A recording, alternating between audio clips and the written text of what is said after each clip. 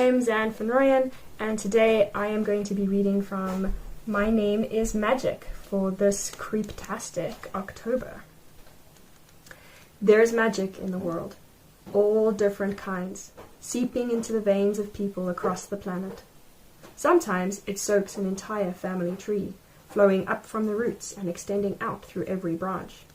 Sometimes it prefers those with a sprinkling of fairy blood or a smattering of troll genes. And sometimes it ends up in a person with entirely human DNA. From Longyearbyen to Cape Town, Los Angeles to Suva, there's no escaping it. And then there's me, a tiny leaf at the end of a twig shooting off a long branch of the giant, sprawling, epic Turunen family tree, making me a descendant of some of the most powerful tietäjät in Finland. Potent lineage, right? Bet you think that means I'm guaranteed to be a total badass, right? Wrong. Fact is, I don't have magic at all. Not a drop, not a sliver, not one single quark of the stuff. And, to be honest, I'm a little bit bitter about it, especially considering my name. Taika. It literally means magic. So, thanks, Mom and Dad, for naming me the one thing I'm not. Chapter 1. It's not fair the week starts with the worst subject in the world, practical thaumaturgy. Theoretical thaumaturgy. Now that would have been just fine. But anything involving actually doing magic only makes me want to puke. Trudging through the soggy fallen leaves, I drag my feet to first period. So far, my morning is going great. I slept through my alarm and had to eat cold porridge. Then I forgot my mittens, and when I rushed back for them, I slipped on the porch steps and tore my favorite jeans, skinning my knee in the process. Now, as if all of that wasn't bad enough, the clouds have started spitting sleet into my face. A typical Monday, really. Worst of all, I still don't have any good ideas for newspaper articles. There's a measly 6 hours until our next journalism club meetup, and I'm fresh out of inspiration. Familiars in school. Why magical animals are a distraction in the classroom. Snooze fest. Conjured candy, not a healthy lunch choice. Most kids wouldn't agree. Is PE really necessary at a school for magic wielders? How do I convince the other 9th graders to ditch sports in favor of an extra library period? Who wants to run around a field when you could be reading? The late bell is ringing, and I pause, wobbling between choices. It's not like I want to be one of those kids who skip class, but I'm so tired of being the one who sucks at pretty much everything. This class is pointless for me anyway. It's an argument I've had before, but when you're mom's school principal, it means having to attend all your lessons even if you have gross ineptitudes, as my 6th grade conjuring teacher put on my report card. He doesn't work at the school anymore. So, inept it is today, which is only questionably better than tardy. I skid run up the path toward the entrance of Myrskyjärvi International School for the magic gifted. I try to ignore the last part of the school's name, the same way most people ignore me. I'm about to slip through the doors, and instead end up body slamming Emmi Lehtinen, who's on her way out. Ah, there you are. We're having class outside today, Emmi says. Her robes, better suited to the 13th century, swirl as she turns. Other teachers wear jeans and sweaters beneath sensible jackets. Not Emmi. Does Emmi Lehtinen LARP 24/7, or is she the victim of a chronomancer's evil prank? Would the editor of the Myrsky Messenger let me write that? Probably not. Sorry I'm late. I ignore the snickers from the rest of the class. You arrived precisely when you needed to. Here, you can help. Emmi winks as she hands me a black velvet bag. No wonder they call me teacher's pet, but I can't really complain. Emmi is one of the few teachers who acknowledges my existence and lets me do stuff in her class. I take the bag and head out into the miserable drizzle of Finnish autumn. While the others amble behind, most of them complaining about having class in the wet, I catch Natalie's eye and give her a tiny wave. Hi. She gives me a smile that dimples her left cheek. She seems about to say more when Sini, Aisha, and Ekaterina sweep past. Ugh, why are you even here? Sini says. It's the same question I ask myself pretty much every day. I glance at Natalie, hoping my once BFF will stick up for me like she used to, but Aisha loops her arm through Natalie's, giving me some serious stink eye. Natalie mouths, "Sorry," letting herself get swept away by the others, already chatting about a weekend shopping trip to Stockholm. Natalie hates shopping. Maybe Aisha would figure that out if she ever let Natalie get a word in edgewise.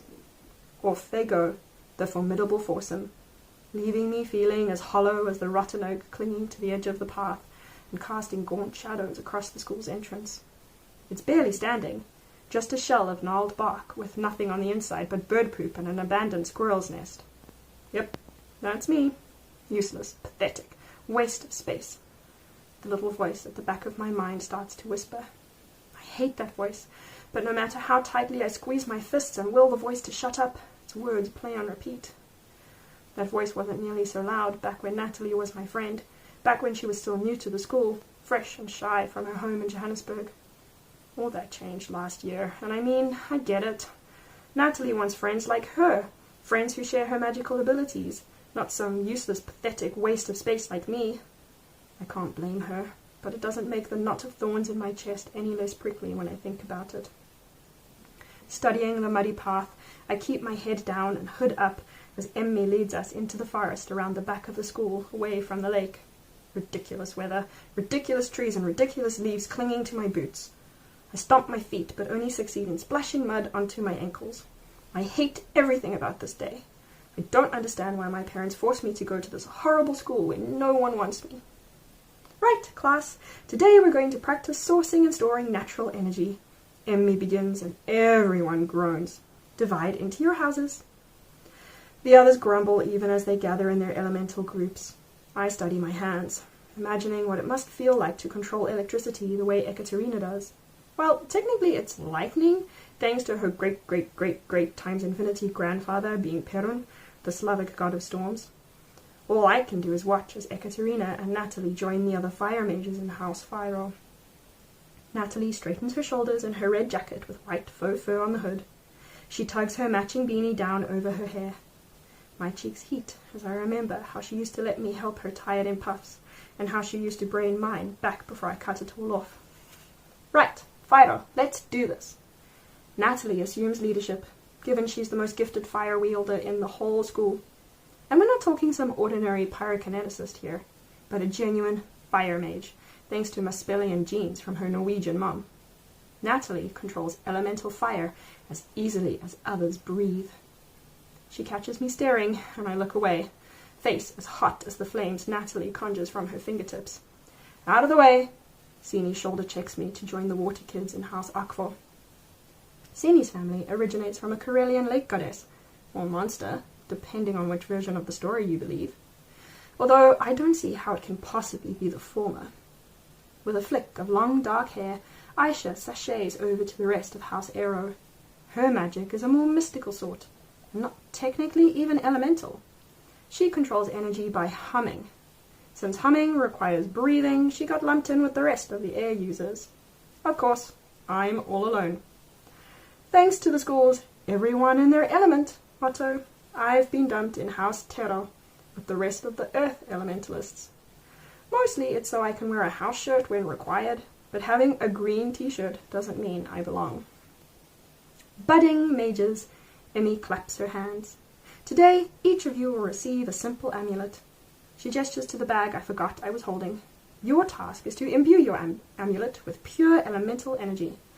Why? One asks from the back. Because your magic is only as strong as the amount of energy you can manipulate. When you're young and healthy, that might seem like a lot.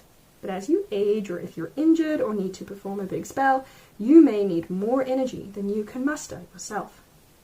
That's when you can draw on external sources, right? Aisha asks.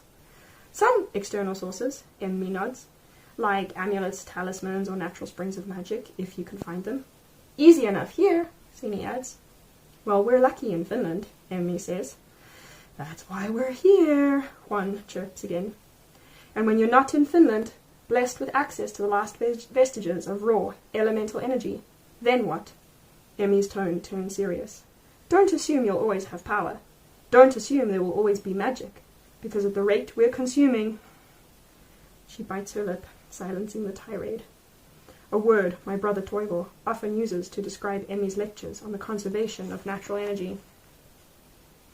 Emmy takes a breath, seems to force a smile, and asks, "Tell me, class, where else in the world can we still find viable wells of natural energy?" She scans the students. "Yes, Natalie.